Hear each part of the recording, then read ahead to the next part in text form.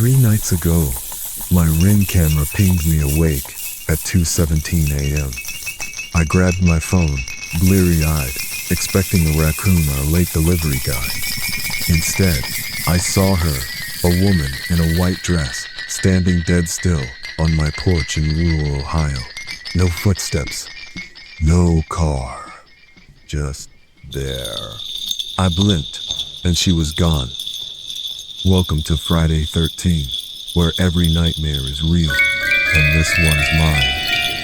I'm Ethan Caldwell, and I live alone in a creaky old farmhouse just outside Chillicothe, Ohio. It's the kind of place where the nearest neighbor is a mile off, and the silence at night is so thick you can feel it. I got the Ring camera back in 2019 after some kids kept messing with my mailbox. Nothing crazy, just small town boredom. It's motion activated, sends me an alert if anything bigger than a cat moves out there. Usually, it's deer or the wind knocking over my trash cans. That night, Friday, October 13th, 2019, it was different. The alert hit my phone like a jolt. I was half asleep, sprawled on my couch with some true crime podcast droning in the background. The notification said, "Motion detected at your front door." I fumbled for my phone, figuring I'd see a possum staring into the lens like they do. But when the live feed loaded, my stomach dropped. There she was, pale, motionless, her dress swaying slightly like a breeze I couldn't feel. Her face, God, her face, was blurred, like the camera couldn't focus on it. I watched for maybe 5 seconds before the screen flickered, and she vanished. No fade, no glitch, just gone. I sat there, heart pounding, telling myself it was a prank, maybe some neighbor's kid in a Halloween costume, right? But it was too late for that, and no one walks out here at night. There's nothing but cornfields and gravel roads for miles. I pulled up the footage again, re-watched it frame by frame. That's when I noticed it. The timestamp jumped.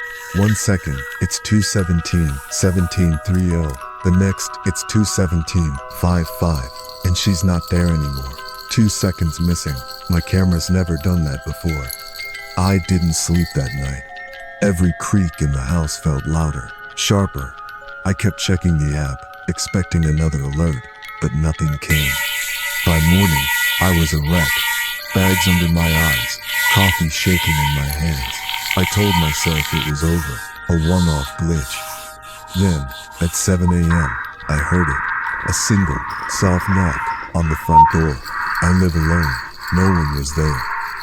Have you ever felt that chill, like something's watching you, even when you're alone? That's what I felt all day. I couldn't shake it. I kept asking myself, Ethan, are you losing it? But that knock, it wasn't my imagination. I checked the camera history again. Nothing since the night before. No alerts, no footage, just that one clip of her.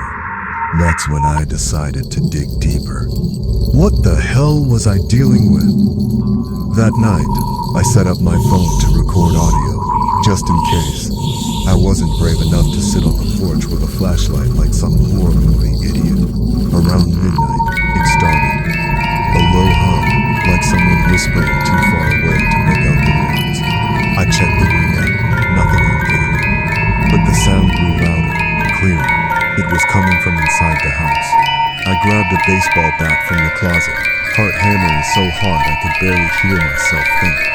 The hum turned into footsteps, slow, deliberate, moving across my kitchen floor.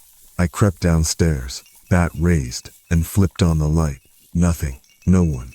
But the air, it was heavy, damp, like someone had just been there breathing it. Then my phone pinged. Motion detected at your front door. Same time, same spot. I opened the app, and there she was again, closer this time, her head tilted like she was listening. I couldn't ignore it anymore. The next day, I called my buddy Jake, who's lived in Chillicothe his whole life. He's the kind of guy who knows every local legend. I showed him the footage, and his face went pale. "Ethan," he said, "you know who used to live in that house, right?" I didn't. I'd bought it cheap from some realtor who didn't say much, just that it had been empty for years. Jake told me about Clara Henshaw. She lived here in the 70s, alone after her husband died in a car wreck. People said she went strange, stopped leaving the house, started talking to herself. One night in 78, neighbors heard screaming, called the cops. They found her dead on the porch. No marks, no explanation, just gone.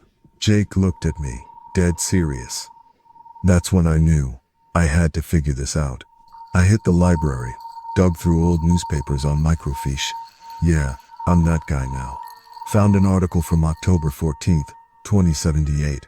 Woman found dead in mysterious circumstances. The details matched. White dress, no cause of death, front porch, my house, my porch.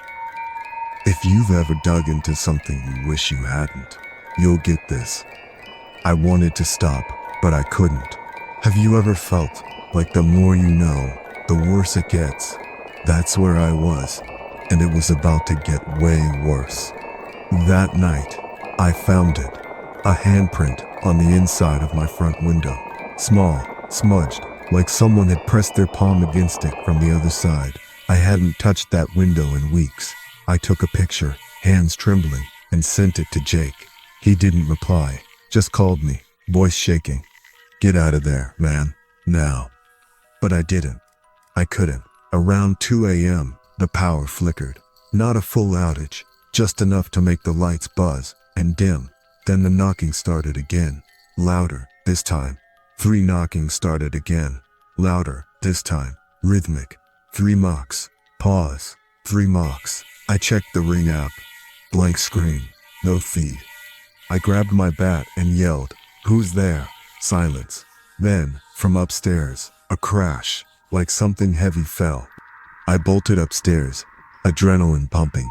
My bedroom door was wide open, and my mirror, this big, heavy antique thing, was face down on the floor, glass shattered. In the shards, I saw it. Her reflection, not my face, hers. Blurry, pale, staring right at me. I stumbled back, hit the wall, and that's when the whispering started again. This time, I could hear it clear as day. You weren't supposed to stay. I don't know how I kept it together. I grabbed my phone, started recording, and said, "Clara, if that's you, I'm sorry. I didn't know. What do you want?" The air got cold, freezing, like winter in October. The whispering stopped. Then my phone lit up. Motion detected. I opened the app, and she was inside, standing in my living room, staring up at the camera. I ran downstairs, bat in hand, ready to swing or scream or something. But when I got there, the room was empty, just quiet. The next day, I packed a bag and crashed at Jake's. I couldn't stay there, not after that. I couldn't stay there, not after that. I called a priest, some guy Jake knew, and he did a blessing, or whatever you call it. Said the house felt heavy, like something was stuck there. I don't know if it worked. I haven't been back since. The footage? Still on my phone, timestamp October 13th, 2019. I showed it to a tech guy. He said there's no glitch, no hack. It's real. I'm selling the place. I don't care if I lose money. Every time I close my eyes, I see her, standing there, waiting. Maybe she's still waiting now. That's my story, the nightmare I lived through. If you've ever felt like you weren't alone, drop it in the comments. I'll read every one. Maybe you've got a story like mine, something you can't explain. Share it. And if this terrified you, hit that like button, subscribe, and tell your friends. We're Friday 13, and we're digging up the scariest true stories out there. Next time, it might be yours, because out here in Ohio, the ghosts don't forget.